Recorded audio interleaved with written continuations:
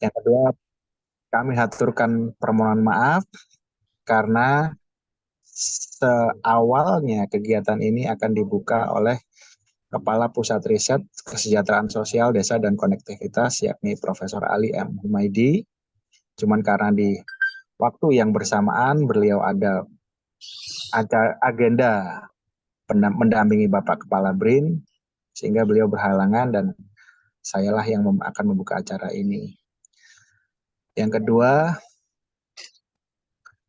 tema ini saya apresiasi kepada salah satu sivitas yang mengangkat isu strategis nasional ya, isu yang sampai saat ini enak dibicarakan, enak dikomunikasikan dengan berbagai pihak, karena senyata-nyatanya di era yang semakin digital dan smart ini di negara kita yang sudah maju, ternyata jarak dan bentang alam itu masih menjadi problem di negara kita. Secara geografis yang notabene-nya negara kita ada dalam posisi strategis di dua samudra dan himpitan dua benua, tetapi kami mencatat ada 3 persoalan urgent yang sangat identik dengan konektivitas ya. Pertama, koneksi antar pulau dan antar negara.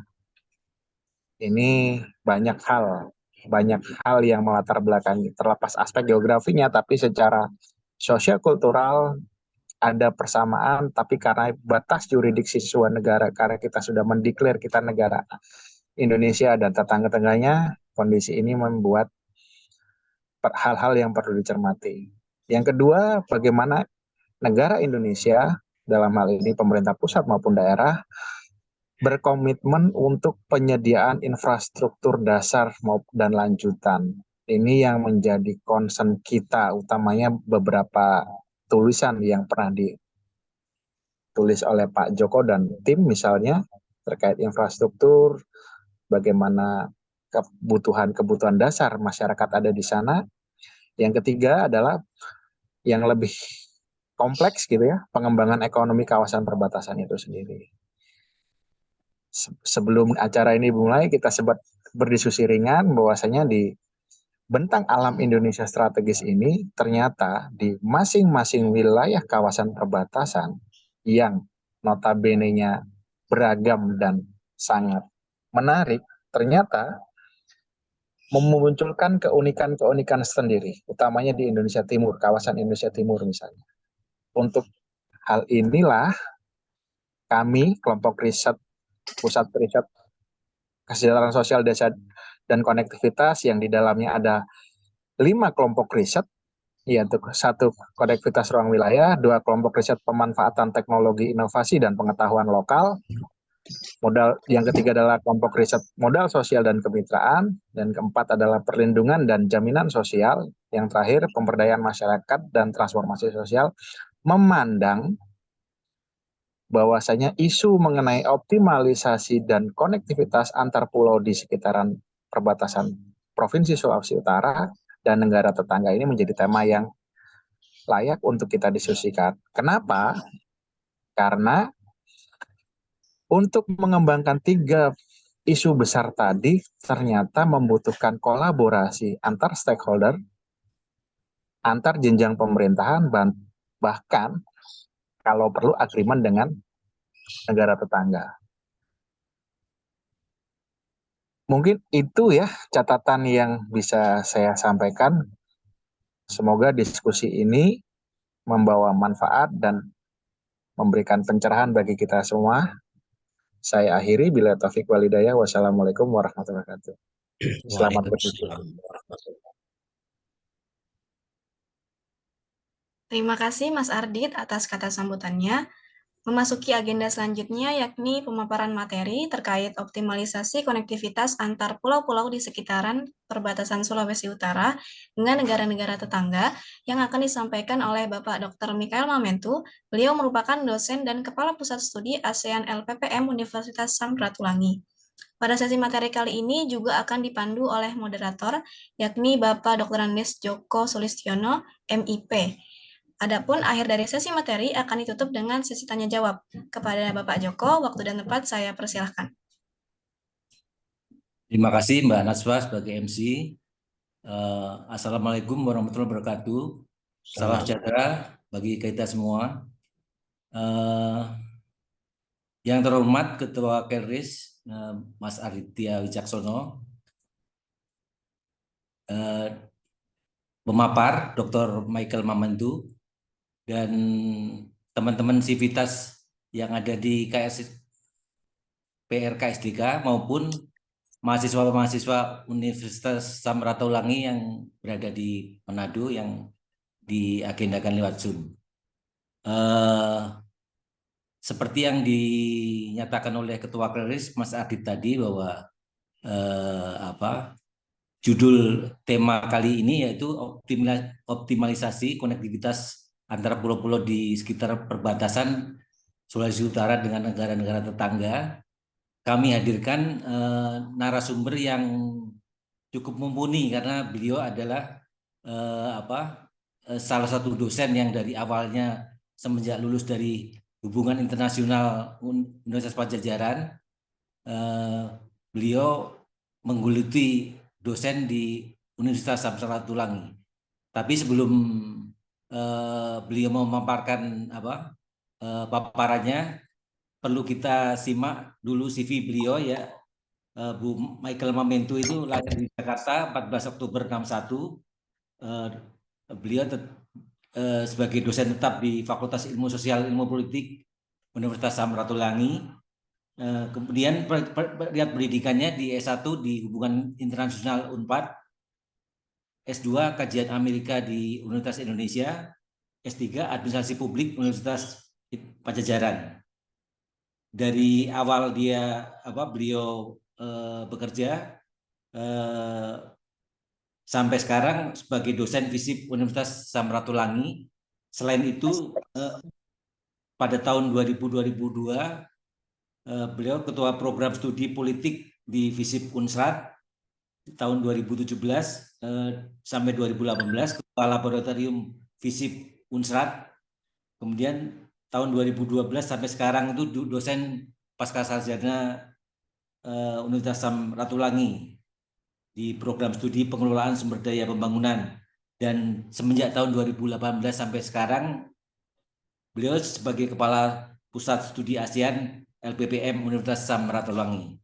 Pengalaman penelitian beliau cukup beragam, tapi hampir semuanya terkait dengan kawasan perbatasan yang berada di perbatasan Sulawesi Utara dengan Filipina dan negara-negara lain. Jadi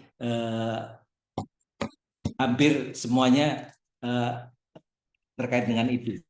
Jadi tidak ada salahnya beliau kita undang sebagai narasumber atau pakar di Getok nomor 38 tahun 2004. Kemudian pengalaman yang lain itu rata-rata terkait dengan sosial politik, pengalaman kepemiluan yang mungkin nggak perlu saya sebutkan satu persatu. Terkait dengan kawasan perbatasan ini memang sangat menarik kalau kita cermati dari awal. Mungkin saya 10 tahun yang lalu pernah sampai ke Sainggi, masih belum sampai ke Miangas nih, Bung Michael Mamentu. Jadi waktu itu hanya sampai ke Pulau Sangi. Jadi pesawat terbang itu berangkat dari Manado bisa sampai ke sana, tiba-tiba bisa balik lagi ke Manado karena untuk mendaratnya agak susah. Jadi tapi setelah ada angin yang reda kembali berangkat lagi ke Sangi. Dan itu nggak saya bayangkan kalau sampai ke Pulau Miangas yang udah berdekatan dengan Filipina. Demikian dulu pengantar dari saya. Saya persilahkan Bung Dr. Michael Mamentu untuk mengajukan paparannya. Terima kasih. Silakan Pak Michael. Baik, terima kasih Pak Joko Sulistiono. Assalamualaikum warahmatullahi wabarakatuh. Shalom, salam sejahtera untuk kita semua. Yang pertama saya terima kasih dulu ke teman-teman di BRIN yang telah mengundang saya, meminta saya untuk jadi berkontribusi uh, terkait dengan kebutuhan-kebutuhan ilmiah dari BRIN gitu.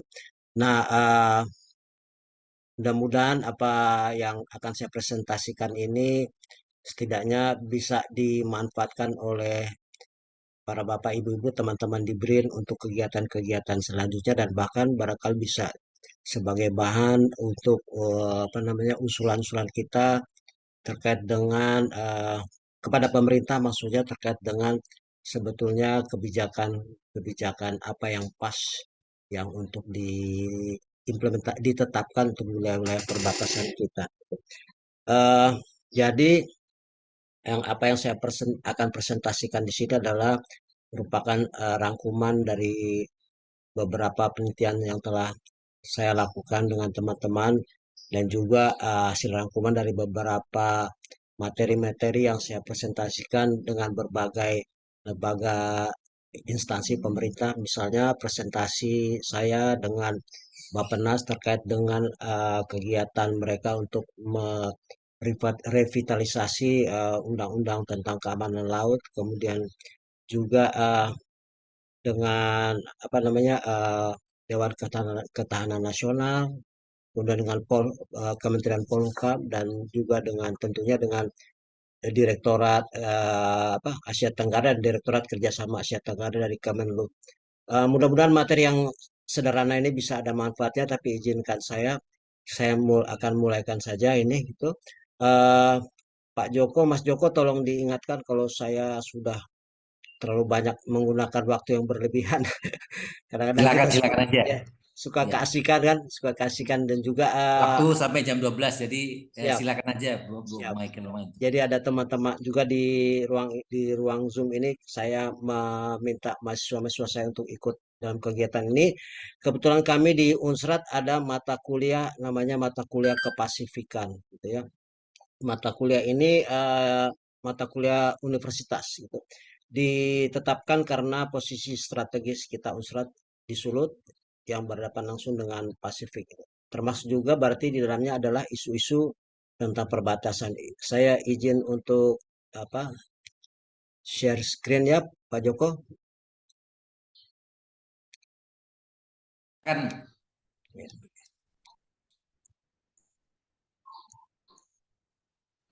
Mudah-mudahan materi saya ini sudah bisa terlihat ya. Baik, Bapak Ibu sekalian yang saya hormati, dan juga para mahasiswa dari Unsrat, mencoba mengkoneksikan dengan tema yang diminta hari ini oleh pihak BRIN ya. Saya mencoba lebih menarik ke mensub temanya menjadi karakteristik konektivitas penduduk di Kabupaten Kepulauan Sangihe dan Kabupaten Kepulauan Talaut dengan penduduk di wilayah Filipina Selatan, seperti itu gitu. Kalau tema yang ditawarkan adalah tentang pulau-pulau di perbatasan, jadi pulau-pulau perbatasan itu langsung saya konkretkan saja menjadi Kepulauan Sangihe dan Kabupaten Kepulauan Talaut, dan dengan penduduk di wilayah Filipina Selatan. Baik, kenapa saya ambil ini? Jadi saya akan coba mulai gitu ya. Jadi sebelum saya masuk ke substansi, barangkali saya izinkan saya untuk sedikit menjelaskan tentang tema ini supaya setidaknya kita yang mungkin yang belum pernah ke wilayah ini ya, Pak Joko, setidaknya punya gambaran awal lah gitu yang dimaksud dengan wilayah perbatasan kita gitu. Dan tapi map ini mungkin juga bisa di search di Google ya gitu ya. Eh, search di Google atau di ini, karena ini adalah konsumsi publik untuk materi ini gitu. Jadi gambarannya seperti ini, wilayah perbatasan Sulawesi Utara itu ada 2 kabupaten, Kabupaten Kepulauan Sangihe dan Kabupaten Kepulauan Talaut. Nah, yang Kabupaten Kepulauan Sangihe itu ini adalah yang di sebelah sini, urutannya dari atas ke bawah. Pusat ibu kotanya ada di sini, Pulau Tahuna. Yang Pak Joko pergi ini ke sini, Tahuna, di Pulau Tahuna ya. Baru ke atasnya ada Kawalusu, Pulau Kawio dan Pulau Marore. Ini yang berada paling luar di Kabupaten Sangihe adalah Pulau Marore. Kemudian di sebelahnya ini adalah wilayah Kabupaten Kepulauan Talaut. Kabupaten Kepulauan Talaut itu ibu kotanya di sini Pulau Karakelang ya. Ini ada ibu kotanya Melong, di sebelahnya ini ada Lirung ya. Jadi kalau naik kapal laut dari Manado dia akan menyusur seperti ini dari sini kemari terus naik ke atas dan pelabuhannya Melong itu kira-kira di sini berhadapan-hadapan berseberangan dengan Pulau Riau. Nah, ini kemudian posisi Pulau Miangas di paling luar, ya, paling dekat dengan Filipina Selatan. Gitu. Seperti ini, gitu ya. Di gambar ini ada banyak garis-garis, gitu ya.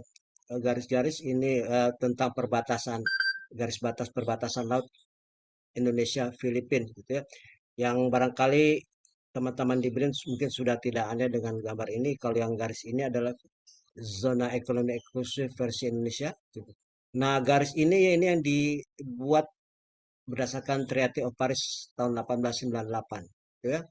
Nah, ini kita coba mengeluarkannya di tahun 61 di sini. Nah, sekarang ini yang diusulkan dari seperti beberapa titik sudah disepakati, cuma ada beberapa spot menurut teman-teman di pihak Angkatan Laut Lantamal 8 ini yang masih belum selesai untuk disepakati. Tapi secara umum ini sebagian besar sudah disepakati antara Indonesia dan Filipina seperti itu. Gitu ya. Nah, seperti apa sih gitu ya? Pertanyaannya kan barangkali seperti apa sih karakteristik interaksi masyarakat di wilayah ini gitu ya? Yang di kita gitu ya, baik yang di Kabupaten Kepulauan Sangihe maupun yang di Kabupaten Kepulauan Talaut dengan mereka yang di wilayah Filipina Selatan. Ya. Oke, kita barangkali ini kalau juga masih map juga supaya lebih jelas, supaya lebih ada gambaran tentang posisi Sulawesi Utara dari perspektif yang lebih luas. Nah, jadi kalau dengan map ini gitu ya, posisinya seperti ini. Jadi Manado itu di bawah di sini. Jadi saya berbicara di sini. Ya. Ini beberapa pulau kecil naik ke atas. Biaro ini masuk di sini masuk Kabupaten Sitaro, Siau, Tagulandang, Biaro. Ya. Eh, jadi kira-kira di sini tuh yang gunung meletus itu, ya, Gunung Ruang itu posisinya. Tuh. Ini berdekatan, Biaro, Tagulandang itu berdekatan. Gunungnya kira-kira di sini. Tuh. Posisinya kalau kita naik kapal laut itu seperti kalau Manado kelihatan Manado tua, seperti Pulau Manado tua, gunung yang di tengah laut. Nah, ke atas barulah ini masuk Kabupaten Kepulauan Sangihe, dan ke atas lagi baru masuk ke Kabupaten Kepulauan Talaut, seperti itu. Gitu. Oke, jadi melihat perbatasan apa namanya kita di Sulawesi Utara, Kabupaten Sangihe dan Talaut itu tidak bisa dengan sekedar kacamata batas wilayah, gitu ya. Karena ternyata wilayah ini ada riwayatnya, ada historisnya, gitu ya. Model atau karakteristik interaksi antara mereka di wilayah kita di Sangihe dan Talaut dan mereka di wilayah Filipina Selatan itu memiliki karakteristik sendiri gitu. Jadi awalnya gitu ya, awalnya di wilayah ini ya, di wilayah ini sebetulnya merupakan uh, wilayah perniagaan gitu ya. Nah, wilayah perniagaan. Jadi kalau dalam historisnya itu di abad 15 ya. Jadi pulau-pulau di Filipina Selatan itu ya dan antara pulau-pulau di Filipina Selatan dan pulau-pulau di Sulawesi Utara bagian atas tadi ya, ini lintasan niaga yang dilayari oleh para pedagang Cina dan Melayu. Ya, ini dari kota Cuan ke Donggala, kemudian menuju Mindoro ke Halmahera. Nah, ini melintasi kita. Dalam proses lintasan ini kemudian juga ya, dalam proses hubungan perniagaan ini kemudian melahirkan orang-orang kaya di wilayah Sangihe Talaut maupun di Mindanao, Filipina Selatan. Ya. Nah, dalam istilahnya, gitu ya, istilahnya mereka pada zamannya itu, gitu ya, itu orang-orang kaya itu yang lahir dari proses perniagaan ini, kemudian itu disebut dengan lahirnya kedatuan atau kerajaan atau kesultanan yang berbasis etnik.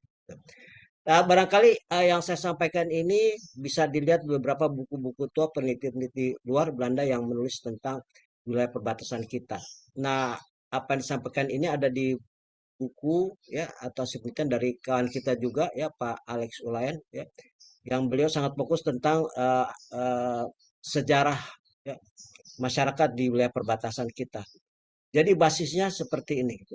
Nah, para datu ini kemudian atau orang-orang kaya ini kemudian menguasai beberapa wilayah di perbatasan kita, gitu ya. Misalnya dan itu sampai menyebar ke pulau-pulau yang sekarang ini miliknya Filipina, yaitu Pulau Balut dan Pulau Sarangani. Gitu. Nah, di sana paling banyak Enitsanya dan Talaut. Gitu. Seperti itu. Jadi sebenarnya interaksi ini udah lebih dalam, maaf saya kembali lagi, dari adanya kerajaan-kerajaan ini kemudian mereka menyebar ya berbasis etnik dan sampai ke wilayah-wilayah di Filipina Selatan. Nah, yang saya maksudkan Filipina Selatan ada Pulau Balut dan Sarangani. Nah, kalau di sini yang ini gitu ya. Jadi sebetulnya batas wilayah yang lain yang muncul antara kita gitu ya, antara Sulawesi Utara dan Filipina Selatan itu adalah berbasis pada kepentingan kolonisme di zaman lalu itu. Misalnya yang tadi Traktat Paris itu ya tahun 1677 gitu ya. Itu dibangun oleh sebetulnya VOC, kemudian Amerika Serikat tahun 67 membagi wilayah ini antara Belanda dan mereka gitu. Seperti itu. Jadi pembatasan-pembatasan yang ada di sini sebetulnya ini warisan zaman kolonialisme yang lalu gitu ya. Sejarahnya mereka ini sebelum adanya batas-batas formal ini sudah berinteraksi secara sosial dan maupun berbasis pada suku atau etnik gitu ya, seperti itu. Nah, ini cerita sejarahnya seperti ini gitu. Oke, saya menampilkan beberapa foto bukti tentang sejarah tadi. Nah, kalau mungkin Pak Joko sudah pernah lihat yang ini ya. Ini di Manganitu, di Kecamatan Manganitu ada rumah raja itu di situ ya. Peninggalan yang masih ada, artefak yang masih ada gitu ya. Bahwa bukti-bukti ada kerajaan, ada hubungan lintas antara mereka di wilayah perbatasan gitu ya. Kalau ini kantor rumah dinas ya, Bupati Kabupaten Kepulauan Sangihe. Saya kira Pak Joko juga udah pernah ke sini ya, gitu ya. Ini sebagai sebuah bukti membuktikan bahwa apa yang disampaikan di sini adalah. Nah, kalau begitu, nah pada dalam perjalanannya kemudian setelah diformalisasi ya, hubungan lintas batas kita dengan itu saya kira kita paham Indonesia, Filipina kemudian menetapkan maaf ini border crossing agreement ya itu di tahun yang sudah cukup lama ya. Yang isinya tiga sebetulnya mengatur tiga hal. Pertama adalah pleasure, kedua hubungan religi dan ketiga family visit. Pak Joko foto yang ini di bawah ini ketika saya di kapal ya laut dalam perjalanan ke Talaut dan ini sudah memasuki pelabuhan Melong di Pulau Karakelang. Saya di atas dan saya foto ya. Jadi pemandangannya seperti ini. Yang di depan sini yang Pulau Lirung tadi. Nah, kalau data dari Konjen RI Davode Pak Diki Fabian itu yang saya dapat bahwa kondisinya itu sekarang ini gitu ya. Perlintas beratas WNI di perbatasan itu ada sekian jumlahnya ya, terdapat 2008 dan ini sebenarnya angka ini tidak pasti bisa berubah dan bahkan lebih menurut saya lebih gitu ya. Seperti itu gitu. Ini sebenarnya yang diatur. Jadi konektivitas kita dengan Filipina Selatan diatur. Kesepakatan Indonesia Filipina adalah mengatur tiga hal ini yang diperkenankan, bukan mengatur. Tiga hal ini yang diperkenankan untuk dilakukan. Namun demikian kenyataannya itu kan mungkin Pak Joko sudah lihat sendiri, ternyata hubungan lintas batas itu sudah tidak terbatas pada 3 tersebut, justru malah sudah berkembang kepada hubungan dagang kembali seperti di zaman abad ke-15 lalu, gitu ya. Kondisinya seperti ini, gitu. Ini waktu saya turun di Talaut ya, gitu ya. Ada 3.000 etnik Sangihe Talaut di Filipina Selatan, gitu ya. Tapi yang catatan pentingnya bahwa sebagian besar mereka ini adalah undocumented citizen, gitu kan, tidak punya kewarganegaraan, tetapi dipertahankan, gitu. Karena apa? Berdasarkan hasil turun di penelitian di lapangan, gitu ya. Ini kondisi ini justru menguntungkan mereka. Gitu. Kenapa? Karena mereka tidak punya hak untuk memiliki tanah. Ketika mereka statusnya undocumented citizen, maka mereka tidak haknya untuk memiliki tanah di sana. Meskipun pada prakteknya juga jual beli di Batangan itu dilakukan di sana. Nah, yang kedua, sekarang ini lebih dari ini ya, gitu. Ada orang-orang Filipina Selatan yang tersebar di Talaut dan Sangihe dan sudah kawin mawin. Nah, kalau kondisi yang kedua ini saya menyaksikan langsung terutama di Desa Bawang Baru, Kabupaten Talaut. Desa Bawang Baru ini juga saya informasikan merupakan salah satu desa di Kepulauan Talaut yang penduduknya melakukan transaksi perdagangan dengan mereka di Filipina Selatan. Kesulitan untuk mengatasi ini karena kedua penduduk itu mampu menggunakan 2 bahasa sehingga sulit mengidentifikasi. Sementara dari sisi fisik sangat sama, gitu ya. Jadi hal-hal yang diatur oleh BCA itu sudah jauh berkembang kepada perdagangan, ya seperti itu kondisinya. Namun demikian, hubungan dagang ini ada yang formal maupun ada yang tidak formal atau ilegal, ya seperti itu. Ini bersumber dari pertama saya mengatakan kesamaan kondisi sosial ekonomi, kedua pasti ini faktor letak geografis, ketiga lemahnya pengamanan batas maritim sebetulnya, gitu. Nah, kemudian melahirkan ini legal and illegal trade, illegal fishing, penyelundupan dan lain-lain. Sumbernya adalah ini faktor jarak yang lebih dekat ketimbang mereka orang-orang nelayan-nelayan di 2 kabupaten ini menjual hasil tangkapannya ke pusat pemerintahan, itu jaraknya jauh sekali, lebih dekat ke Filipina Selatan.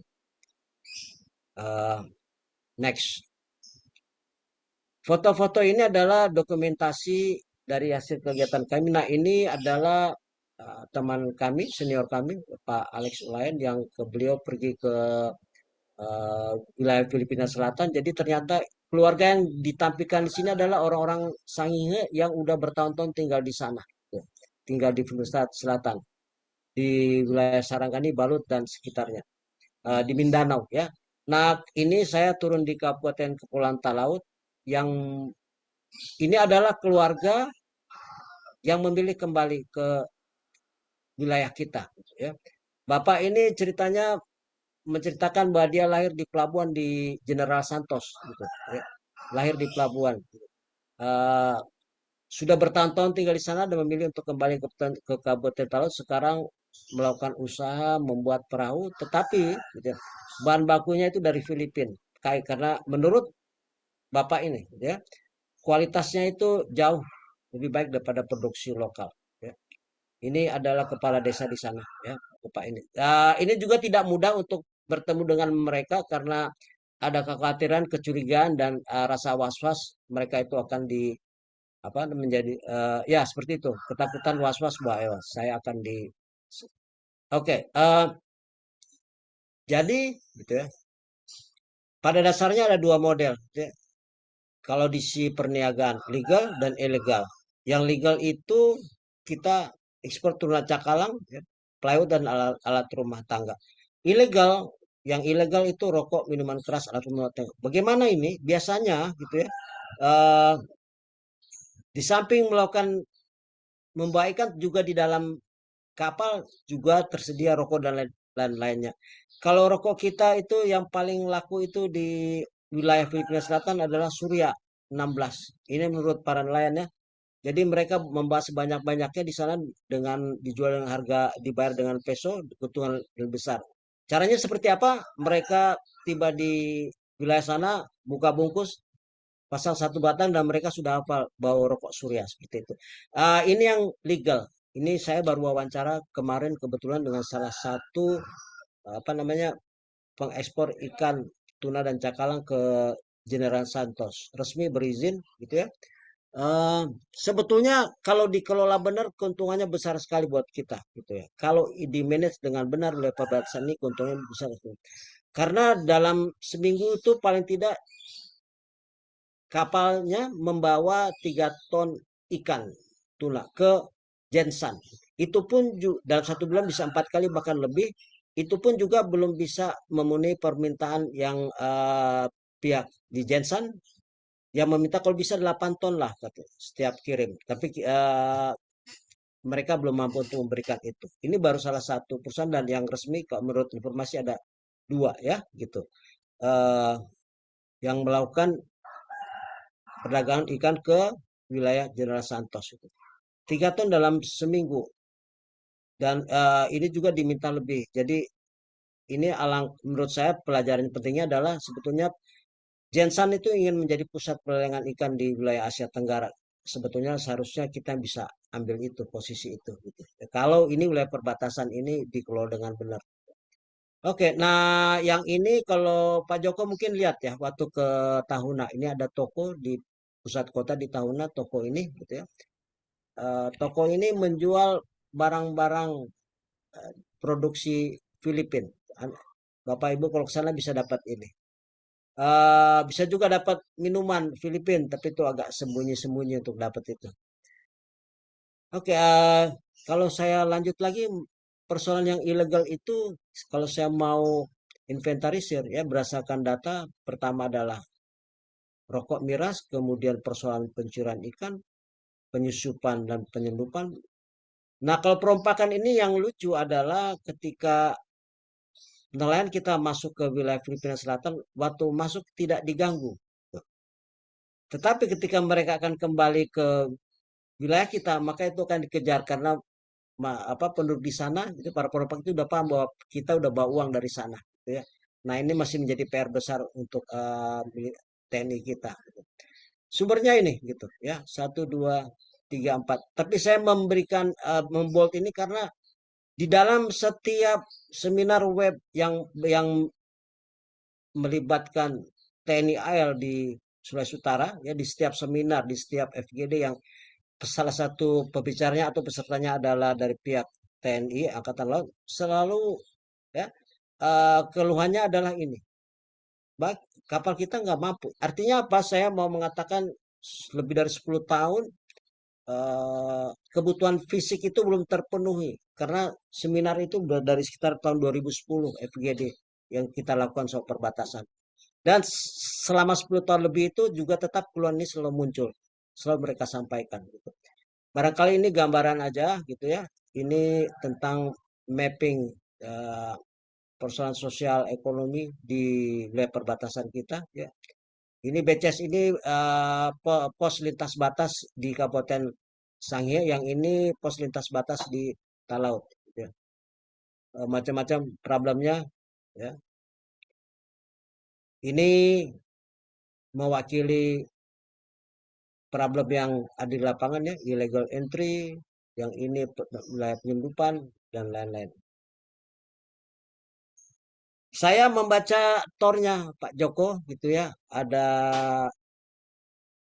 disinggung-singgung soal integritas dan loyalitas, tapi barangkali sebagai kontribusi aja, ini hasil pengamatan di lapangan saya beberapa tahun lalu terkait ini di Kabupaten Talaut ya, untuk menguji itu gitu ya.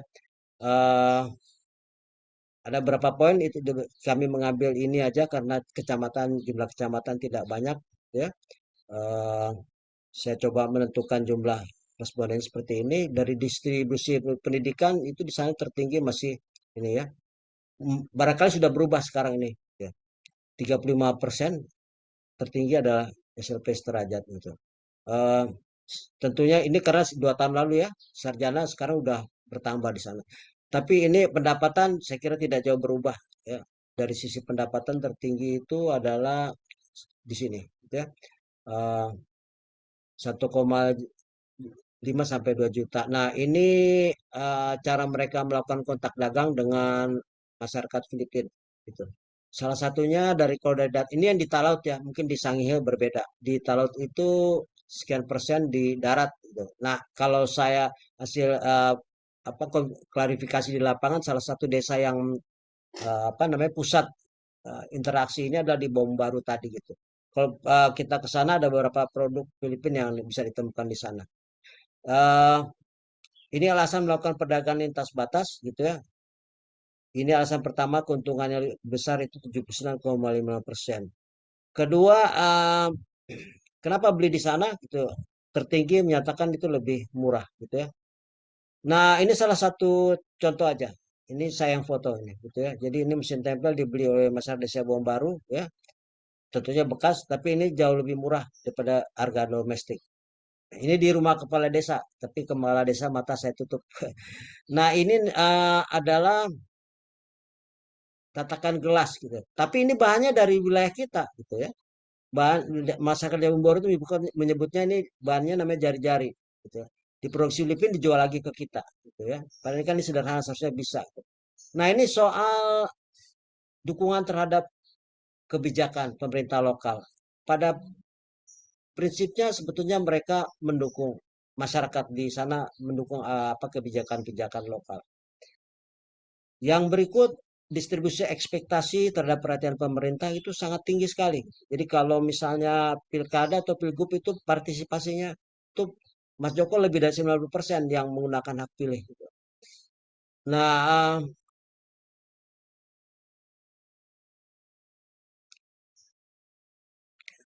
jadi ini adalah gambaran tentang mereka yang di Talaut ya, gitu seperti itu. Oke, saya ingin menyatakan mengusulkan 7 poin aja lah dari apa yang saya selama ini amati. Yang pertama paling penting adalah ya perlindungan keamanan laut berbasis kepentingan masyarakat. Artinya apa? Interaksi perdagangan jalan, gitu. Cuma yang keuntungan paling besar adalah dinikmati oleh pengusaha-pengusaha yang besar, seperti yang tadi saya lihatkan tadi. Sementara masyarakat kecil ya tentunya tidak sama dan lebih banyak dilakukan secara ilegal sebetulnya gitu. Kedua, usulan kedua sebenarnya kalau bisa ada dukungan infrastruktur terutama bagi nelayan tradisional. Ini penting sekali menurut saya. Storage, cold storage nggak jalan sampai hari ini. Gitu. Yang ketiga, saya pikir perlu ada jaminan dan perlakuan yang baik dari pasar lokal bagi hasil tangkapan nelayan. Gitu. Nah, menurut informasi yang saya temukan di lapangan itu harga di Jensan dan harga di Bitung jauh bedanya ya. Sementara jarak jauh sekali dan ke Jensan itu dekat dan keuntungannya lebih besar.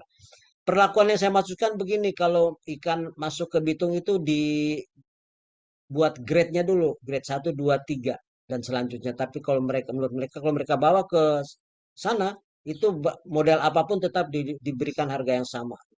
Saya kira catatan pentingnya ini, revisi border crossing agreement menjadi border trade agreement. Kenapa ini tidak pernah dibahas lagi soal ini ya, gitu. Uh, kalau ini bisa diperbaiki, saya kira kita bisa negara bisa memfasilitasi soal perdagangan lintas batas ini, gitu ya. Menjadi simpel dan menguntungkan buat kedua belah pihak. Yang kelima ya ini. Ya. Keenam, sebetulnya ini catatan penting saya kapan armada laut kita mau diperkuat ya, gitu ya. Kalau cerita-ceritanya mereka yang suka apa membawa ikan ke wilayah sana dan sebaliknya secara ilegal itu jadi eh, nelayan Filipina itu masuk di wilayah perbatasan ada tiga baris, sementara kalau kapal kita lewat itu mereka sudah menginfokan kepada perahu yang lain untuk kembali ke garis masuk balik Filipina dan akan masuk lagi kalau kapal kita udah lewat ya. Betapa ininya. Uh, ini barangkali yang ketujuh menjadikan masyarakat perbatasan sebagai ujung tombak pengamanan wilayah perbatasan. Saya kira itu yang bisa saya sampaikan. Barangkali banyak hal-hal yang masih kurang, tapi itulah hasil apa research kami yang bisa kami tampilkan gitu ya. Mudah-mudahan bisa dimanfaatkan oleh teman-teman. Ya. Saya kembalikan ke moderator. Terima kasih Bung Dr. Michael Mamentu. Eh, Mungkin dari para peserta Zoom ini, baik yang dari lingkungan Civitas BRIN maupun dari luar, silakan kami apa mengajukan pertanyaan karena paparannya eh, Pak Michael Mamentu ini sudah cukup jelas. Silakan kalau ada yang memberikan pertanyaan maupun saran dan masukan. Saya Pak Joko, Oh iya, bisa? Oh ya, Pak Irmawan. Irmawan. Oh silakan Pak Ya, Irmawan. ya. Silakan Pak Irmawan. Terima Silakan. kasih Pak Joko dan Pak Mikel. Saya Irmawan dari Jogja. Dulu pernah ke Sangihe 2 kali. Yang Siap, terakhir Pak. sampai di perbatasan Marore, Pak, di Kecamatan Ya, Marore. ya. Berkaitan dengan peran organisasi sosial dulu. Ya, Eh, kami sangat tertarik kalau secara fisik orang Sangihe itu tinggi besar ya, agak hitam manis itu. Ya, di sana sebetulnya alamnya masih subur. Saya melihat itu pohon kelapa banyak, tetapi hanya digunakan untuk membuat kopra ya Pak ya. Jadi menurut kami memang lahan di sana masih banyak yang kosong dan belum produktif itu Pak, dibanding di Jawa lah. Kalau di Jawa mungkin kan kelapa muda aja udah laku banyak, tapi ya betul Pak, yang Betul, betul, betul. apa antara lain kalau dilihat dari perdagangan tadi itu rokok di Indonesia itu laku ya di Filipina. Kemudian dari eh, kita itu banyak selundupan minuman keras itu Pak. Kalau nggak salah minuman keras sama Betul. tadi plywood ya Pak ya untuk Ya, pembuatan kapal itu. ya. Kemudian anu Pak, kalau di Filipina yang di Sangihe tadi ada toko itu yang terkenal ambalnya Pak. Karpet itu saya pernah beli juga di situ. Ya, ya. Ya. Ji, ji. Sangat menarik, orangnya ramah-ramah Pak. Ya, ji. Kebetulan saya pernah tidur di hotel apa Bintang Timur sama yang akhir itu apa tuh? Yang agak Al-Maida atau apa agak ya. Oh, ya. Ya, ya mudah-mudahan di perbatasan ini kalau dulu perbatasan itu wilayah yang paling pinggir, mudah-mudahan eh, paradigma yang baru bahwa perbatasan adalah istilahnya paling depan ya Pak ya, istilah sebagai terasnya Indonesia itu. Ya, ya. Terima kasih ya mudah-mudahan apa, bisa melakukan penelitian ke sana lagi Pak. Insya Allah, Pak. Ya, ya, ya. Baik. Mungkin anu Pak, Pak yang paling mendesak menurut Bapak ini apa ya Pak ya? Kebutuhan misalkan apa? Bantuan-bantuan yang harus diberikan ya Pak ya. Pekerjaan khususnya mungkin ya Pak ya. Ya. Iya, iya. Terima kasih Pak. Nuhun Pak Pak, Jawa. langsung aja Pak Michael Mamentu, silakan Baik, satu-satu Pak. aja. Jadi intronya begini, Pak ya. Intronya Pak Irmawan. Saya mau kasih intronya bahwa kegiatan-kegiatan ilmiah terkait membahas wilayah perbatasan itu udah lebih dari 10 tahun lebih gitu yang saya lakukan ini gitu. Baik itu dengan Kemendagri, Kemenpolhukam, Dewan Kehutanan Nasional dan lain-lain.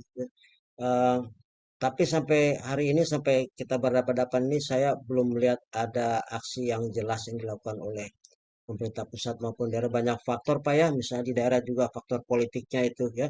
Di tahun 2012 Kabupaten Sangihe pernah mencoba mengeluarkan Perda pos loyalitas batas Marore, tapi tidak jalan karena juga di DPRD-nya tarik menarik soal kepentingan. Oke, dia akan didukung kalau mereka boleh di ACC dulu perjalanan dinasnya. Ini kan kacau kalau begini kan. Kalau bicara kebutuhan yang urgent menurut saya sebetulnya menurut saya bagaimana menjadikan wilayah ini sebagai pusat industri perikanan gitu sebaiknya. Karena kita harus bisa, saya khawatir bahwa ini kan Jensen punya niat untuk menjadi pusat pelayangan di Asia Tenggara. Nah, kalau kita enggak, nah kita hanya membawa ikan ke sana dan mereka yang jual. Kenapa? Sebetulnya sebaiknya pusat maupun daerah itu cepat mengantisipasi ini Sementara kita punya wilayah yang Bapak bilang tadi sangat kaya sebetulnya. Kalau saya mau lihatkan data lain, saya takutnya jadi terlalu panjang. Bahwa ada data arus Kuroshima itu penelitian dosen kita yang alumni Jepang juga, bahwa pusat ikan tuna berkembang itu di wilayah Sangihe Puntang Laut dengan kualitas yang luar biasa di situ. Sebaiknya pemerintah menjadikannya sebagai pusat industri perikanan, bukan sekedar persoalan penyediaan cold storage, tapi kegiatan industri perikanan itu sebagian dialihkan ke wilayah dua kabupaten ini dan didukung dengan kebijakannya. Kalau cuma saya kira diadakan tidak didukung dengan apa infrastruktur kebijakan, itu omong kosong. Misalnya permen lah apa lainnya yang yang memfasilitasi pusat industri perikanan ini gitu. Kalau lihat itu mungkin di Sangihe jauh lebih bagus karena Sangihe itu adalah ibu kota pertama yang ada sebelum dimekarkan Talaut dan Siau. Dia lebih baik ekonomi di Tahuna dibanding dengan di Melong Oane. Ibu kota Talaut itu jauh lebih pasarnya menyedihkan kalau di ini. Nah, kenapa itu nggak diambil alih? Seharusnya saya sebagai peneliti sangat mengusulkan pemerintah mengalihkan menjadikan Bela ini sebagai pusat industri perikanan dan industri pariwisata sebetulnya. Itu terlalu canggih. Barangkali itu Pak yang bisa saya usulkan. Mudah-mudahan teman-teman BRIN bisa mengembangkan ini dengan melibatkan lebih banyak stakeholder pengambil keputusan. Saya pernah melakukan webinar kan waktu itu situasinya COVID, saya mempertemukan stakeholder. Pertama adalah dari Kabupaten Kepulauan Sangihe dan Talaut di kepala wilayah perbatasannya asisten satu, kedua adalah dari Kemenlu, saya minta dari Dijen Asia Tenggara, kemudian juga dari konjen kita di Filipina Selatan Pak Diki Fabrian itu sudah 2 kali saya undang gitu. Dan sebagian masyarakat stakeholder di 2 kabupaten ini. Jadi sengaja, dan itu timbul perdebatan cukup keras pada waktu itu. Sebenarnya harapannya itu bisa menjadi apa namanya ya, stimulan untuk lebih naik up level lah gitu. Tapi sampai hari ini belum juga Pak. Itu persoalan gitu. Terima kasih Pak Irwan, masukannya bagus sekali. Ya, terima kasih Pak. Ya, Ya, terima kasih. ya. Masih ada lagi Pak Irmawan? Cukup Pak. Udah cukup, Eh, makasih.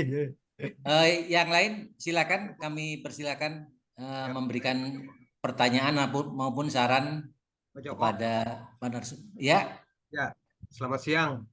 ya selamat Selamat siang Pak. Pak Faisal. Ya, Silakan Pak. ya begini Pak. Tadi kan ada coba ditayangkan yang Dengan siapa Pak? Dengan siapa? Abdul Muthalib Pak. Oh Pak Muthalib, silakan Pak Muthalib.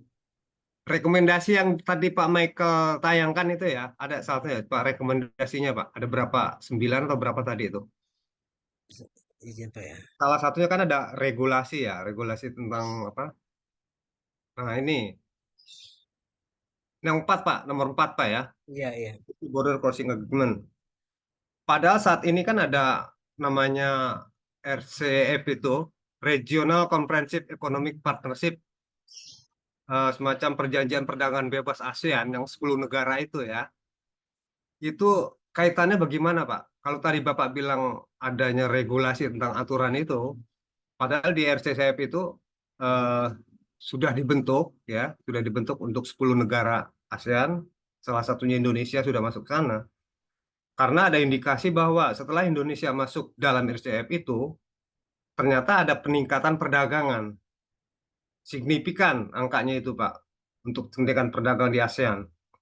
Nah, ini tadi Bapak bilang rekomendasi untuk regulasi tentang peraturan itu bagaimana mengadopsinya itu? Saya kira kalau itu diadopsi kan mungkin itu sudah berjalan, tinggal bagaimana meninjaunya itu. Sudah berjalan Pak RCEP itu. Regulasi untuk perdagangan bebas ASEAN itu, 10 negara. Ya saya kira minta tanggapannya aja, itu aja Pak, ya, terkait dengan rekomendasi Bapak tadi ya. Terima kasih Pak. Ya. Silakan Pak Mamentu. Baik, terima kasih Pak Abdul Muthalib. Saya sepakat dengan itu. Cuma kan persoalannya kita begini Pak, kesepakatan di wilayah ASEAN ini, ya, termasuk juga dengan ASEAN Outlook on Indo-Pacific itu yang idenya dari kita juga, gitu. Kebetulan kami meneliti itu.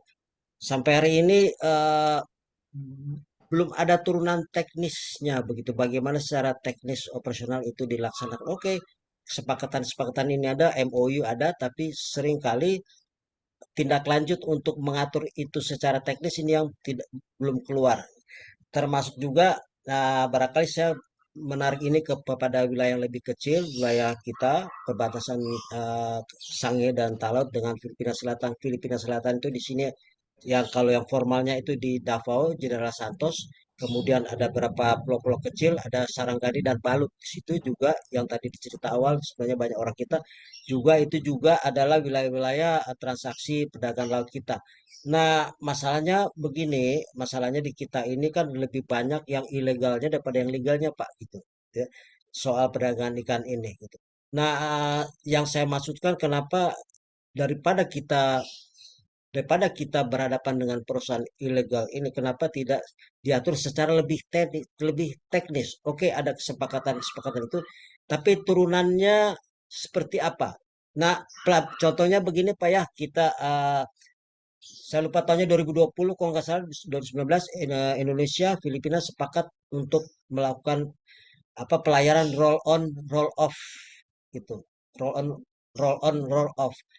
Tetapi petunjuk teknisnya nggak ada, nggak keluar. Jadi kacau itu Pak. Pada waktu pertama kapal Philip Davao masuk ke kita, ke Bitung, apa yang mau dibawa dan apa yang itu nggak ada gitu. Seperti itu. Teman-teman juga dari Kemenlu yang kemarin juga itu berkomentar bahwa kebijakannya sudah dilaksanakan sementara instrumen kebijakannya belum dibuat gitu. Siapa melakukan apa, jenisnya apa, barangnya apa, bagaimana mekanisme itu belum tidak diatur gitu. Termasuk di border cross agreement ini yang 3 tadi itu. Bagaimana yang ada adalah hanya tiap secara resmi baik dari pihak kita maupun dari mereka itu mendapatkan pas perjalanan. Cukup dengan pas perjalanan, tidak perlu paspor kita ke sana itu. Yang kalau mendapatkan pos dari Miangas maupun dari Marore cukup dengan pas perjalanan aja. Sebaliknya seperti itu. Yang saya maksudkan dengan simplifikasi regulasi ini adalah daripada kita berhadapan dengan perusahaan ilegal trading ini, kenapa kita tidak mengatur secara lebih khusus hubungan perdagangan lintas batas ini? Nah, yang saya sebutkan tadi Perda gagal itu, Pak, yang dibuat oleh Kabupaten Sering itu sebetulnya rencananya mau dibuat semacam pos pelayanan satu pintu di Marore gitu. Waktu itu. Jadi mereka datang masuk urus segala macam, udah nggak perlu berhubungan. Jadi berbagai dinas terkait yang seharusnya menangani itu udah ada di situ. Tapi itu juga nggak jalan juga gitu. Ya tadi kembali terkait dengan berbagai kepentingan di internal daerah gitu, seperti itu gitu. Saya kebetulan mewawancarai yang membuat draft perda itu gitu. Orang yang membuat draft perda itu gitu. Pak ini susah karena pada waktu mau diminta kesepakatan DPRD lokal itu malah ada minta butuh bargaining yang lain. Artinya mereka berharap ada mutual benefit kalau itu disetujui seperti itu. Barangkali maksud saya konkretnya saya pengen aja bahwa sebetulnya butuh aturan-aturan kenapa negara tidak mengeluarkan aturan-aturan yang lebih teknis, simpel untuk perdagangan lintas batas khusus antara kita dengan Filipina Selatan gitu. Nah itu yang belum ada gitu sampai hari ini. Oke ada RPR dan sebagainya. Yang resmi ada betul Pak, yang resmi ada. Tapi justru yang paling banyak adalah perdagangan di lingkungan lain-lain yang kecil ini juga banyak sekali sebetulnya. Kalau di Sangihe itu ada beberapa nelayan yang melakukan juga sama seperti yang besar, menjual ikan ke sana dan sebaliknya gitu ya.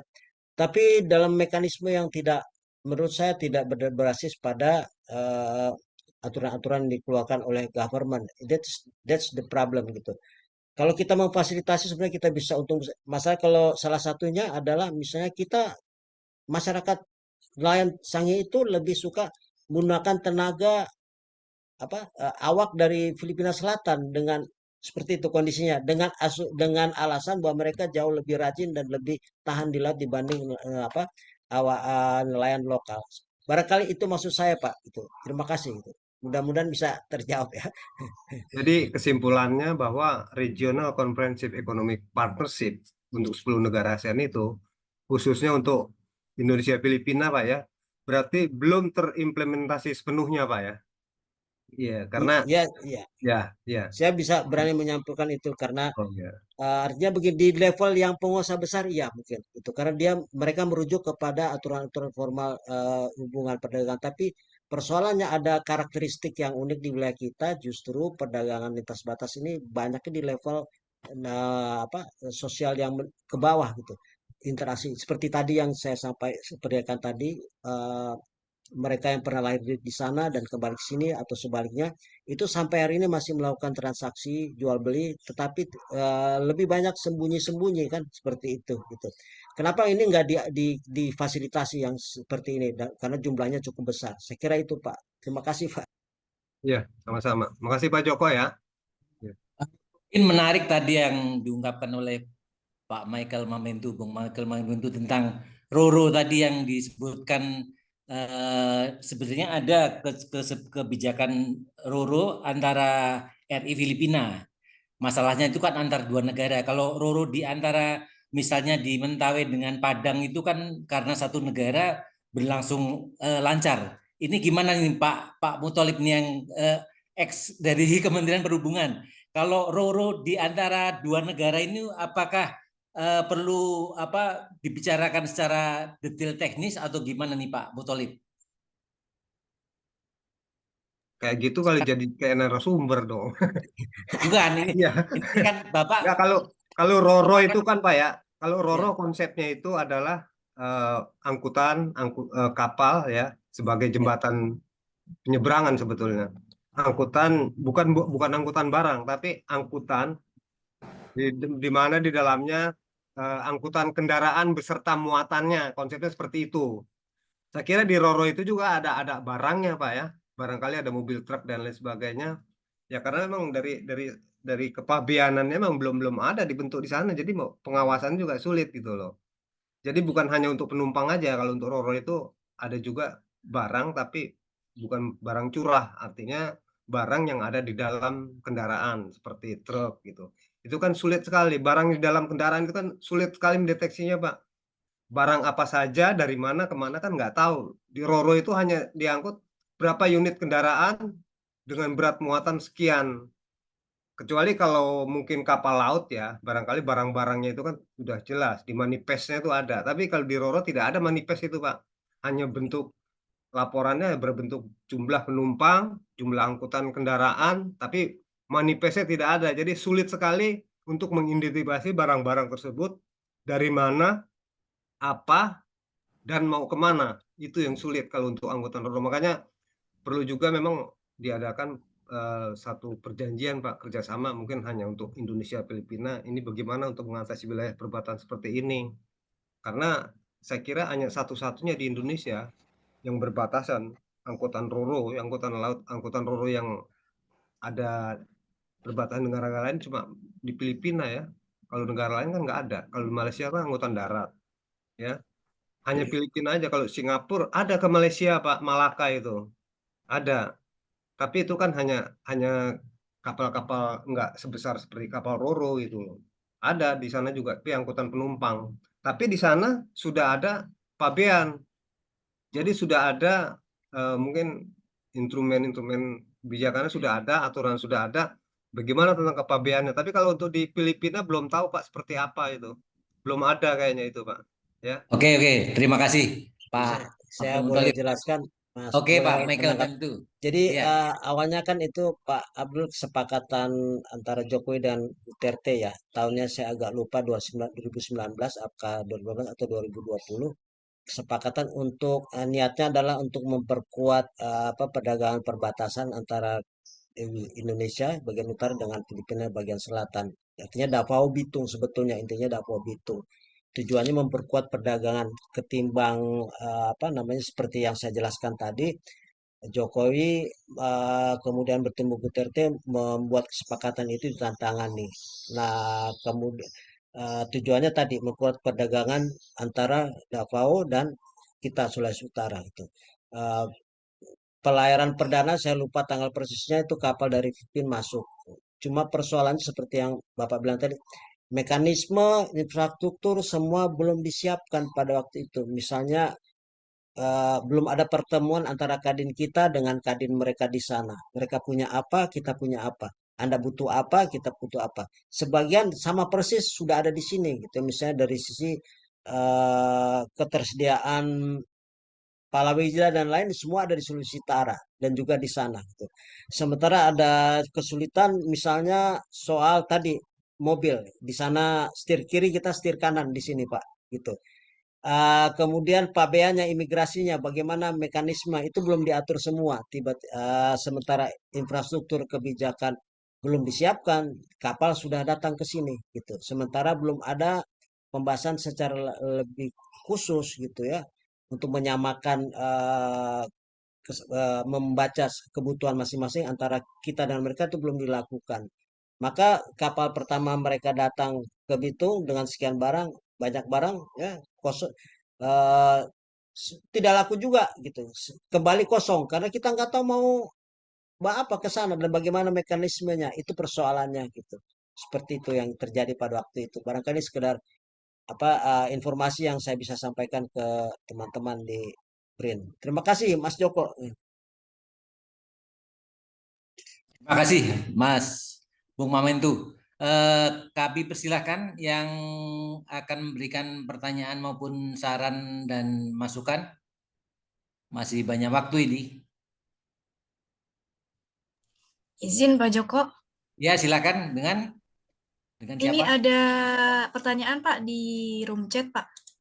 Oh, tolong dibacakan aja ini. Saya Ya, boleh saya bacakan ya. Dibacakan aja, ya, silakan. Makasih. Ini ada pertanyaan dari Bapak Iwan. Jadi, potensi sumber daya pertanian di Kabupaten Talaut sangat besar. Misalkan di Desa Esang, potensi produksi serat pisang Abaca sangat mendunia karena menjadi salah satu produk berkualitas tinggi atau terbaik di dunia, terutama untuk produk tali pengikat kapal-kapal besar, bahan uang dolar Amerika, dan berbagai produk yang dibutuhkan masyarakat industri dunia. Hanya saja, konektivitas maupun sarana pendukung hingga informasi ekonomi yang bisa bersatu dengan negara tetangga masih sangat minim, mendukung pengembangan potensi talaut. Bandara Melonguane dan pelabuhan laut masih perlu ditingkatkan dengan dukungan aparat keamanan dari Angkatan Laut, Darat, atau Udara, serta politik dan tata kelola pemerintahan daerah dan pusat, kementerian dan lembaga. Semoga. Seperti itu, Pak.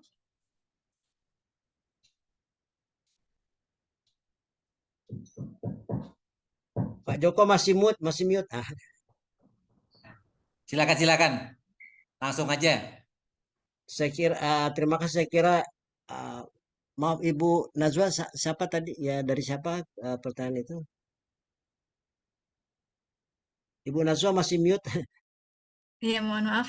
Dari Bapak Iwan, Atas Pak. nama Iwan, Pak. Atas nama Oh Pak ya, Iwan. saya kira Pak Iwan juga sebetulnya bukan bertanya tapi menyampaikan data ke kita semua ya, ke saya terutama gitu ya.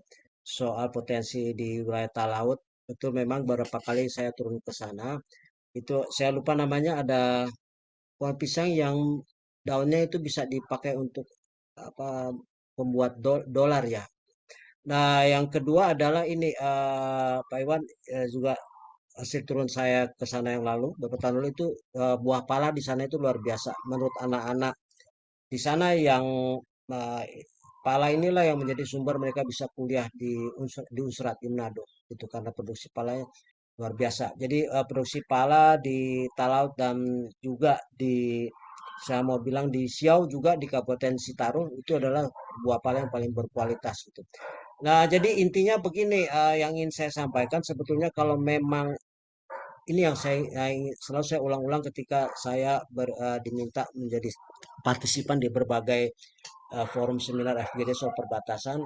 Kalau memang negara betul-betul ingin menjadikan wilayah utara ini sebagai pintu gerbang Indonesia, maka itu harus eh, dilakukan dengan kesungguhan dan itu tercermin dari sebetulnya dari APBN atau APBD yang ditetapkan oleh pemerintah pusat maupun daerah itu. Artinya kesungguhan ini akan terlihat seberapa besar sebetulnya anggaran yang dipersiapkan oleh pemerintah pusat untuk wilayah perbatasan. Seperti misalnya Talaut maupun Sangihe. Talaut dengan potensi darat maupun lautnya itu yang besar, kalau tidak didukung dengan infrastruktur kebijakan untuk bagaimana ini bisa memberikan keuntungan gitu ya. Selama ini kan dilakukan secara manual aja tradisional gitu ya. butuh keterlibatan negara untuk menjadikan, kalau betul-betul berniat untuk menjadikan wilayah perbatasan kita sebagai pintu gerbang, itu harus diimplementasikan yang nyata di APBN maupun di APBD-nya. Berapa besar sih anggaran APBD sulit untuk pengembangan wilayah perbatasan? Menurut saya, apa yang saya amati itu jauh dibanding dengan masih di wilayah-wilayah daratan, artinya wilayah-wilayah daratan yang menjadi pusat pemerintahan di Sulawesi Utara. Jauh sekali anggarannya ya. Sementara itu kan kalau di mereka itu kan laut itu bukan pembatas tapi penghubung. Karena transportasi antar pulau itu kan melalui lewat laut di perbatasan kita. Gitu. Seharusnya anggarannya menyesuaikan dengan itu. Gitu. Saya kira itu kalau memang sungguh-sungguh kebijakan Perda PBN itu harus memberikan ya, alokasi yang kuat untuk mereka untuk bisa betul-betul daerah itu bisa menjadi kuat. Padahal betul potensi itu besar sekali di sana. Saya sepakat itu. Karena saya sudah lihat langsung di wilayah-wilayah itu gitu ya, yang butuh dukungan marketing dan lain sebagainya. Kalau enggak ya, kalau ada data sebetulnya tidak perlu saya kasih lihat, itu Kabupaten Sangihe dan Talaut itu posisinya kalau pakai data BPS, maaf, barangkali keempat atau kelima kabupaten miskin di Sulawesi Utara. Ya. Saya kembalikan. Ya. Masih ada Mbak Naswa yang dari dari room chat? Sudah tidak ada nggak lagi, ada. Pak. Ya. Barangkali yang dari teman-teman yang lain di ruangan Zoom, kami persilakan.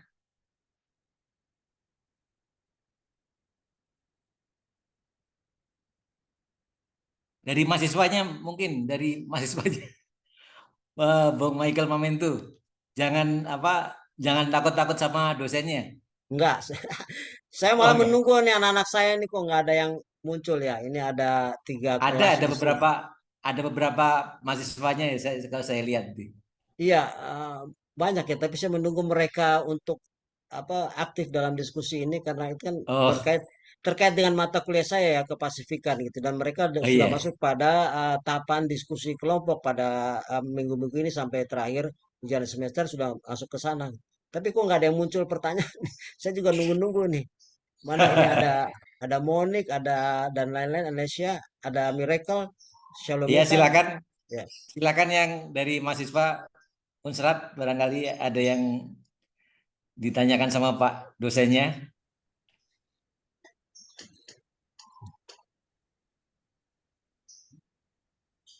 Kabur semua ini. Kabur semua. Iya. Moderator. Ya, silakan. Silakan Pak Moderator. Ya, dengan Pak siapa, Pak? Dengan Pak Joko. Dengan Pak siapa nih? Saya Muhtar. Oh iya, silakan Pak Muhtar. Silakan. Terima kasih Pak Moderator, Pak Joko. Pak Michael, selamat siang. Mungkin pertanyaan saya simpel. Seberapa kebijakan tol laut yang dulu dicanangkan pemerintah dan kini semakin tidak terdengar terkait dengan konektivitas masyarakat khususnya yang terluar, Pak. Kalau tol laut mungkin ya masih agak mending. Nah, kami pernah sempat itu sampai ke Miangas, Pak, itu. Kesananya itu dulu bersama kapal patroli Pangdam itu, Pak. Nah, itu belum tentu ya karena patroli begitu ya, itu memang sangat tergantung dari kebutuhan pejabat begitu. Nah, ini terkait dengan konektivitas tadi, Pak, itu waktu itu hanya kapal perintis yang tersedia. Sementara kebutuhan pokok itu hanya disuplai dari luar daerah untuk kebutuhan makan seperti itu, Pak. Nah, untuk saat ini seperti apa mungkin Pak Michael bisa menambahkan, bisa menginformasikan ke kita. Mungkin itu Pak Michael, Pak Joko, terima kasih. Ya, silakan Pak Michael. Silakan. Baik Pak Motar, terima kasih. Saya kira juga ini bukan sekedar pertanyaan, tapi mengingatkan kepada saya juga gitu ya. Jadi memang ke Miangas itu kapal perintis ya, yang itu mungkin dalam 1 bulan hanya 2 kali. Dan kedua adalah ini Pak, yang digagas oleh Jokowi, ada kapal, ada tol laut yang sebetulnya tujuannya untuk memenuhi kebutuhan-kebutuhan sandang pangan masyarakat di wilayah-wilayah yang terpencil, termasuk di Miangas seperti itu. Tapi ini juga kan apa, kehadirannya nggak tiap minggu gitu ya. Seperti itu ya, ada tol laut untuk masuk ke sana. Kebetulan waktu saya di Melong, kapal tol laut ini masuk. Waktu saya di Tahuna juga kapal tol laut ini masuk. Cuma pada prakteknya juga tidak sesederhana yang apa kita bayangkan gitu ya. Jadi barangkali harapannya kan bisa dapat barang yang dibutuhkan dengan harga yang seperti di Jawa, murah gitu. Tapi juga tidak sesederhana itu, karena ketika barang ini sampai di pelabuhan ini, menurut apa, ketika saya turun di lapangan itu gitu ya, itu beberapa orang di pelabuhan yang boleh kata punya pengaruh bukan resmi ya, tapi ya punya kemampuan untuk menahan barang itu tidak turun, harus melalui mereka itu, tidak boleh langsung distribusi ke masyarakat, tidak boleh langsung distribusi ke toko, harus melalui mereka. Nah, inilah sebetulnya yang menyebabkan harga yang di barang-barang yang dibawa melalui tol laut ini menjadi tidak sama juga dengan harga-harga di Jawa, karena melalui proses-proses non legal seperti itu gitu di Pelabuhan Tahuna maupun di saya tidak tahu di Miangas, saya belum mengamati itu, tapi di apa, di Tahuna, di Talaut, ada berapa orang yang mampu untuk mengendalikan barang ini tidak bisa langsung distribusi ke, tidak boleh dibeli langsung oleh masyarakat maupun masuk ke toko, tapi harus melalui mereka gitu. Semacam penguasa pelabuhan lah kalau di kita gitu ya. Tidak resmi gitu. Barang itu harus mereka yang kelola, manage, baru distribusi ke toko maupun ke masyarakat, sehingga harga tidak sesuai dengan harapan yang dilakukan oleh pemerintah. Seperti itu sih. Barangkali informasi kedua juga, barangkali sebagian teman-teman juga sudah mengerti bahwa pusat perdagangan itu atau wilayah yang paling banyak dikunjungi menjadi pusat interaksi lintas batas itu bukan di Miangas. Miangas itu sunyi. Pusat interaksi itu Marore sebetulnya dengan Sangihe atau Tahuna gitu ya, yang menjadi pusat interaksi. Atau di Talaut itu di wilayah Melong atau Bombaru. Miangas itu karena barangkali aktivitas ekonomi kecil, jadi juga tidak menimbul bagi mereka yang melakukan perdagangan lintas batas ini tidak penting untuk mengunjungi Miangas, sehingga juga berpengaruh kepada ekonomi pulau ini. Yang berkembang itu di Karakelang atau di Melongwane, dan kalau di Kabupaten Sangihe itu di Tauna atau di Marore, dan juga di, mungkin orang Sangihe tahu itu di Peta, daerah Peta ya. Seperti itu Pak, barangkali yang bisa saya tambahkan, saya informasikan. Terima kasih. Baik, Pak. Pak Motar masih ada tanggapannya terhadap? Oh iya, mungkin ini Pak Michael, kebutuhan pokok, misalnya beras itu masih mengandalkan dari luar, khusus yang Miangas Pak ya, itu masih mengandalkan dari luar daerah. Sementara dalam kondisi tertentu itu ombak itu cukup tinggi. Nah, saya khawatir itu ya tentu akan berpengaruh pada tingkat kesehatan dan pada akhirnya tingkat kesejahteraan masyarakat Miangas karena itu terluar begitu. Ya. Saya masih sempat ini Pak teringat begitu. Karena Miangas itu hanya penghasil kelapa ya, kopra. Nah, dalam kondisi ombak tinggi itu ketika beras terganggu supply dari luar, itu apa untuk mencukupi kebutuhan pokoknya itu. Nah, itu kata mereka begitu, Pak. Ini mengandalkan kelapa tadi dan pisang, Pak. Oh ya. Nah, mungkin Pak Michael bisa tambahkan. Karena Iya, ini Pak. menyangkut terkait dengan tingkat kesejahteraan masyarakat Miangas seperti itu. Mungkin itu Betul. bisa ditambahkan, Pak. Ya. Iya, betul sekali Pak yang Bapak sampaikan. Berarti saya kira Bapak pernah memantau ke sana juga ya, gitu ya. Eh, jadi kalau tidak pisang, kalau tidak beras itu mereka ini kalau bahasanya orang di Sulawesi Utara ubi, gitu. Ubi tapi pada singkong singkong itu Pak. Kalau bahasa di Jawa bilang singkong kita, tapi kalau orang di Sulut ini menyebut singkong itu ubi, gitu ya. Kalau kalau ubi yang menurut dalam bahasa Jawa, kalau di sini sebutkannya ubi maraya atau ya ubi merayap seperti itu. Nah, jadi masyarakat di sana kalau tidak ada beras dalam situasi tidak masuk mereka itu kalau nggak pisang ubi itu Pak singkong yang mereka ini. Ya inilah persoalan-persoalan yang belum selesai yang harus bisa menjadi kewajiban daerah sebetulnya. Meskipun juga sudah ada lapangan terbang ya di bandara di Miangas, tapi itu kan juga high cost gitu. Tidak tiap minggu ada gitu. Kadang malah tidak ada penerbangan gitu. Kadang kalau ada kebutuhan baru ada penerbangan gitu. Atau kalau kadang ada kunjungan baru ada penerbangan. Misalnya kalau saya tidak salah tahun lalu atau akhir tahun lalu kunjungan dari Menteri Desa ya, dan Daerah Tertinggal ya dan Transmigrasi itu ke wilayah sana. Ya itu ya ada penerbangan karena ada pejabat yang mau ke sana untuk pencanangan. Saya lupa kegiatannya Kemendes apa itu ya. Eh, Seperti itu. Kalau enggak ya bandara jadi sekedar simbol soal kedaulatan aja gitu kan. Sementara itu seharusnya bisa memfasilitasi kehidupan masyarakat di Iya, Miangas. Cuma persoalannya ini Pak tidak menarik bagi pelaku bisnis untuk melakukan itu di wilayah Miangas karena menurut mereka tidak menguntungkan kecil sehingga interaksi bisnis itu di Melong atau di Tahuna atau di Marore serta Miangas itu tidak lirik barangkali salah satu penyebabnya itu gitu iya. barangkali menurut saya Ya, ya. mungkin dari sisi ekonomi memang bisa jadi tidak begitu menarik, Pak Michael ya. Ya, iya. Tapi konteksnya kalau negara begitu kan tidak ekonomi ansih, Pak. Tentu keamanan, karena itu Sepakat. lebih dekat dengan Mindanao, Pak. Seperti kita tahu dalam peta politik global begitu di lingkup ASEAN sendiri, itu Mindanao juga cukup daerah rawan begitu. Nah, kalau pemerintah jangan-jangan eh, belum terpikir ya, mudah-mudahan ke depan Pak ini bisa terpikirkan dari aspek keamanan seperti itu. Siap, Mungkin saya sepakat Pak. baik-baik.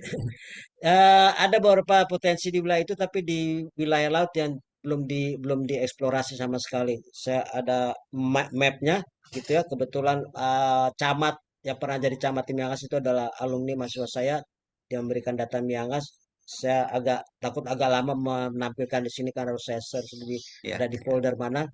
Ada wilayah-wilayah di wilayah laut itu yang potensinya sebetulnya kalau dieksplorasi itu besar sekali tapi itu juga tidak dilirik oleh pemerintah. Saya agak bingung juga gitu.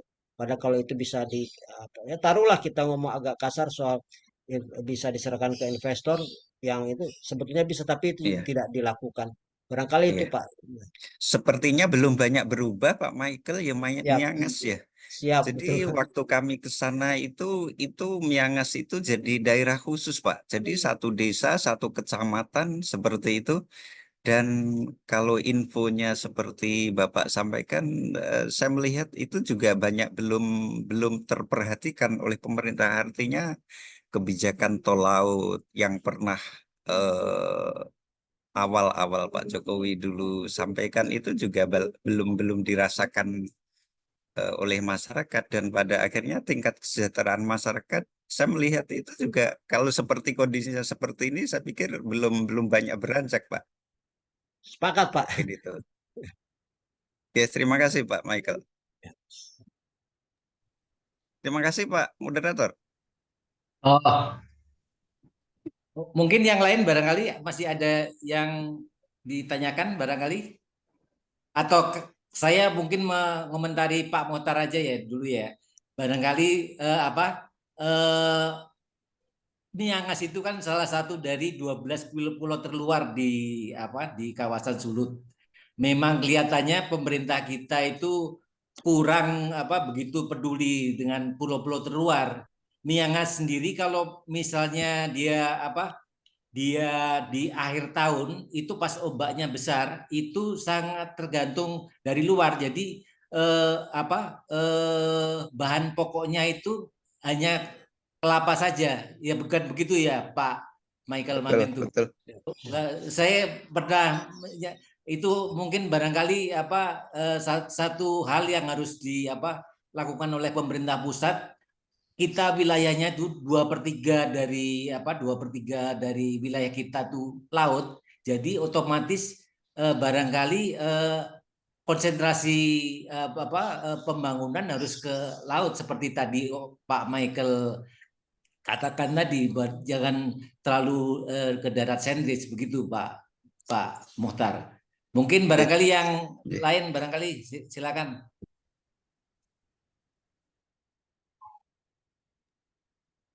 Yang lain masih ada pertanyaan? Soalnya di waktu Manado itu udah waktu 1 jam lebih lama, jadi udah 1:30.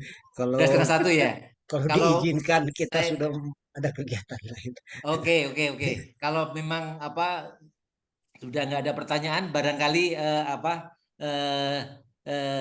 saya cukup akhiri paparan dari Pak Michael Mamentu. Terima kasih banyak ini Pak Michael Mamentu sudah memberikan paparannya. Barangkali Sulut itu kan kalau katanya Samratulangi yang anggota Foxtrot dulu di zaman Belanda itu kan sebagai bibirnya Pasifik. Jadi itu udah harus mulai diperhatikan oleh pemerintah kita mulai dari sekarang. Jadi eranya sekarang kan era Pasifik, barangkali ke arah ke sana. Barangkali seperti itu. Saya kira saya nggak bisa memberikan kesimpulan lebih lanjut karena sama-sama saling mendengarkan paparan dari Pak Michael Mamentu. Saya kembalikan kepada MC Bu Naswa, Mbak Naswa silakan.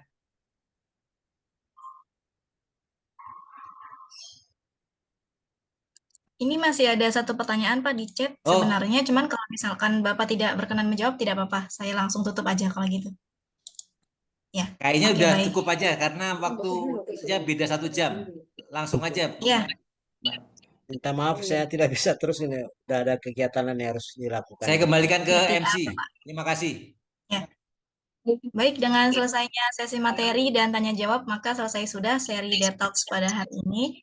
Sekali lagi saya ucapkan terima kasih yang sebesar-besarnya kepada narasumber Bapak Dr. Michael Mamentu dan moderator Bapak Joko Sulistiono. Mohon izin Bapak Ibu, kita ada sesi dokumentasi terlebih dahulu. Mungkin bisa dibuka terlebih dahulu kameranya.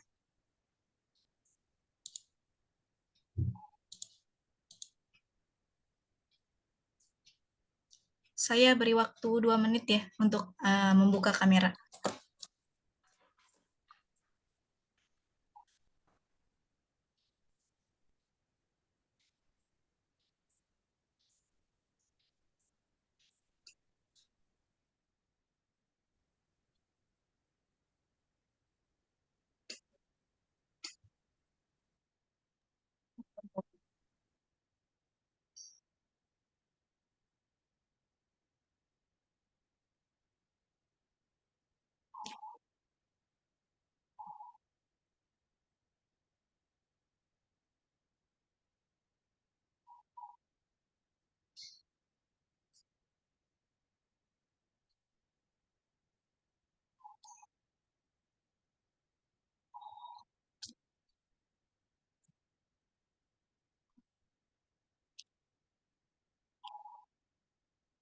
Oke, baik, akan saya dokumentasiin untuk slide pertama.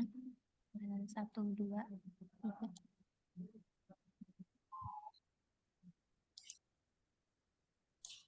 Baik, karena sudah 2 menit, sesi dokumentasi akan saya mulai. Bisa ditahan dulu senyumnya, halaman pertama. 1, 2, 3. Halaman selanjutnya. 1, 2, 3. Halaman selanjutnya. 1, 2, 3. Halaman selanjutnya. 1, 2, 3. Halaman selanjutnya. 1, 2, 3. Dan halaman terakhir. 1, 2, 3. Oke, baik. Kepada Bapak Ibu serta sekalian, saya ucapkan terima kasih atas partisipasinya. Saya selaku masa seremoni kali ini mengucapkan mohon maaf bila ada salah kata. Izin mengingatkan kembali Bapak Ibu, jika belum absen bisa mengisi presensi terlebih dahulu di room chat yang sudah tersedia. Akhir kata, Assalamualaikum warahmatullahi wabarakatuh. Waalaikumsalam. Terima kasih Pak Michael. Sama-sama. Terima kasih Bung Inyu. Siap. Terima kasih. Pak Ardi, terima kasih semua. Saya izin live ya. Baik, terima Oke, kasih Pak. oke. Assalamualaikum. Waalaikumsalam.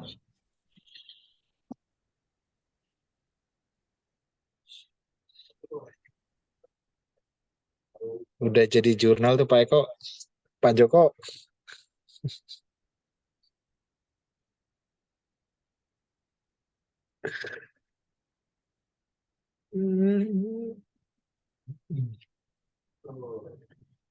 Terima kasih ya Najwa ya. Sama-sama Mas Ardit. Yuk, Waalaikumsalam, sehat-sehat selalu. Bapak Ibu Oke, semua baik, Pak.